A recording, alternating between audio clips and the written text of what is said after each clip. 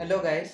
तो अब हम फोर्थ फंक्शनैलिटी पे आ गए हैं जो कि है फ्लो कंट्रोल हमारा डेटा लिंक लेयर का। तो फ्लो कंट्रोल का बेसिक यूज क्या है?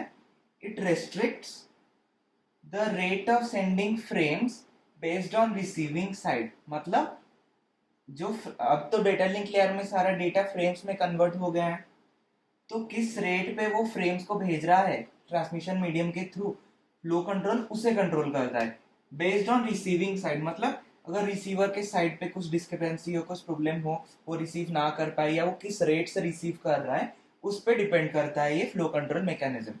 और ये हमारे दो तरह के चैनल्स में एस्टेब्लिश होता है। एक होता है नॉइजलेस चैनल, दूसरा होता है नॉइजी चैनल। अब नॉइजलेस चैनल का मतलब क्या है? जहाँ पे फ्रेम सेफ हो। सेफ हो का मतलब क्या? जहाँ पे फ्रेम्स डुप्लीकेट ना हो, नो डुप्लीकेशन, लॉस ना हो, no loss, no corrupt, no corruption. ठीक है, वो वाला करप्शन नहीं है, फ्रेम्स का करप्शन है। तो नॉइजलेस चैनल वो होता है जहाँ पे फ्रेम्स का डुप्लीकेशन, लॉस या करप्शन ना हो।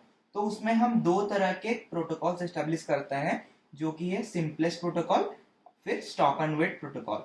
नॉइजी चैनल में हम तीन तरह के प्रोटोकॉल्स एस्टेब्लिश करते हैं: stop and wait ARQ, go back N ARQ, और सिलेक्टिव रिपीट ARQ। ठीक है, तो इन प्रोटोकॉल्स को हम अभी डिटेल में पढ़ेंगे। ठीक है, पहले नॉइजलेस के लिए। तो पहला आ गया अपना नॉइजलेस चैनल। ठीक है, और ये उसका पहला प्रोटोकॉल सिंपलेस्ट प्रोटोकॉल। सिंपलेस्ट क्या बताया हमने? Just sends frames upon request of network layer. मतलब नेटवर्क लेयर रिक्वेस्ट भेजता है सेंडर को, तो यहाँ से डेटा लिंक लेयर से फ्रेम निकल जाता है। इसका हम प्रोसेस डायग्राम देखेंगे। ये इसका प्रोसेस डायग्राम है। नेटवर्क लेयर से डेटा लिंक लेयर पे आया रिक्वेस्ट, फिर रिक्वेस्ट आया तो डेटा लिंक लेयर ने फॉरवर्ड फ्रेम,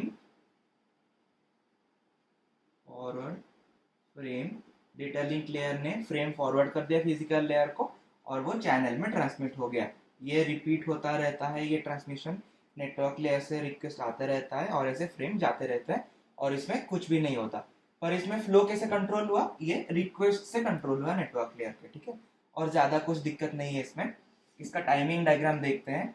ये टाइम एक्सिस है, ये सेंडर है और ये रिसीवर है। ठीक है, तो क्या हो रहा है यहाँ पे? जब सेंडर भेजेगा उसको एक रिक्वेस्ट आया होगा, ये है रिक्वेस्ट। तो ये फ्रेम गया, कंटिन्यू हुआ down the time axis to the receiver, और यहाँ पे क्या हुआ?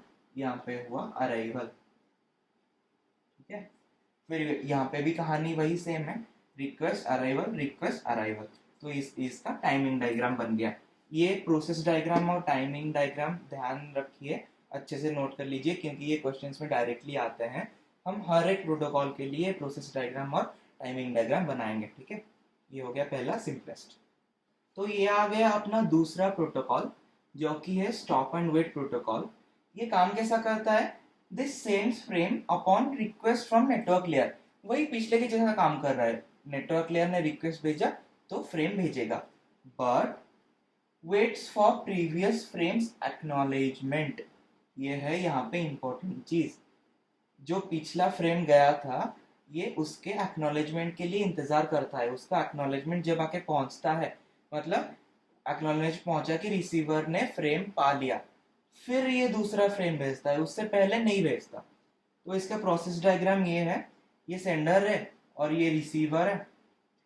नेटवर्क लेयर ने वैसे ही इसको रिक्वेस्ट भेजा, तो इसने क्या? फ्रेम फॉरवर्ड किया।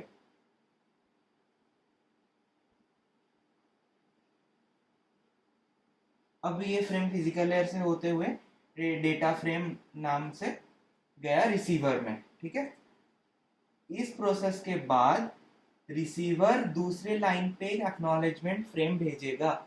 यहाँ पे दो लाइंस हैं, एक में डेटा फ्रेम गया सेंडर से रिसीवर, दूसरे में एक्नॉलेजमेंट फ्रेम आया।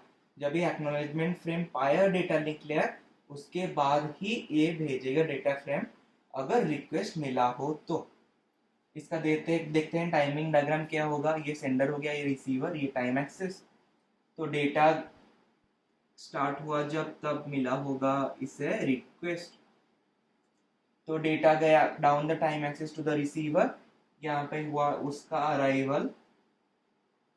जब इसका अराइवल रिसीवर पे हुआ तभी रिसीवर से एक्नॉलेजमेंट फ्रेम निकला। एक्नॉलेजमेंट फ्रेम फिर down the time axis to the sender गया, फिर यहाँ हुआ एक्नॉलेजमेंट फ्रेम का अराइवल। ठीक है, फिर यहाँ से अगर दूसरा रिक्वेस्ट मिले तो दूसरा डेटा फ्रेम, फिर उसका एक्नॉलेजमेंट, ये ऐसे फॉर एवर रिपीट होता रहेगा। तो ये हो गया अपना दूसरा नॉइजलेस में। इसके आगे हम पढ़ेंगे नॉइजी चैनल में हम कैसे प्रोटोकॉल्स को एस्टेब्लिश करते हैं। ठीक है, थैंक यू।